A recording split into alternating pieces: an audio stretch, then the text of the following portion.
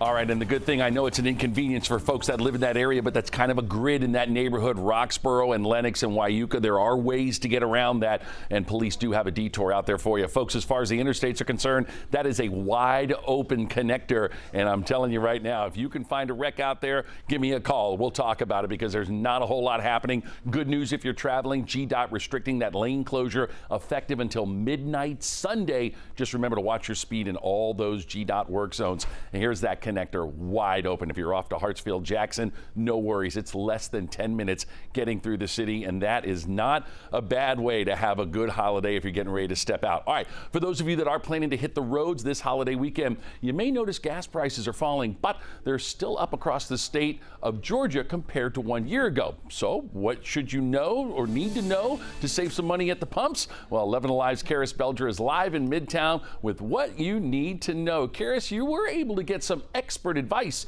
for those travelers. Yes, Crash, and I know some drivers will need it, so I spoke with the professor of finance at Emory University, Tom Smith. He says for anyone hitting the roads this holiday weekend, the best thing to do is plan your pit stops.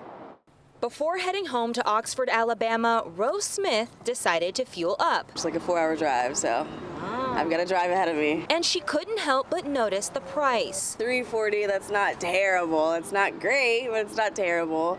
Of course, it's usually always going to be higher this time, but I do think it is a little bit lower than it usually is. AAA says over the past month, gas prices have been falling, but the average price per gallon in Georgia is up about 12 cents compared to Independence Day weekend a year ago. Economist Tom Smith says gas is not the only cost people are factoring into their vacations. I think people have made a lot of modifications since the pandemic and reevaluated how much money they have to spend doing, Airbnbs and other types of rental accommodations, right? And with AAA predicting more than 60 million people on the road this week, he says it's more important to find the best prices at the gas pump. When you're traveling, you can look at how prices shift between weekdays and weekends, day versus night, and make lots of accommodations using that information. And when searching for nearby savings,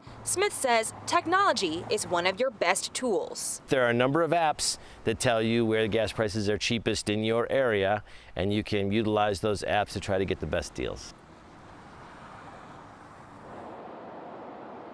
One more thing Smith says is a factor are changes to travel plans. He mentioned that some gas prices may spike as we get closer to the fall. That's because some people may take advantage of milder temperatures during that time. So be aware of that when you're making your travel plans. Back to you. Karis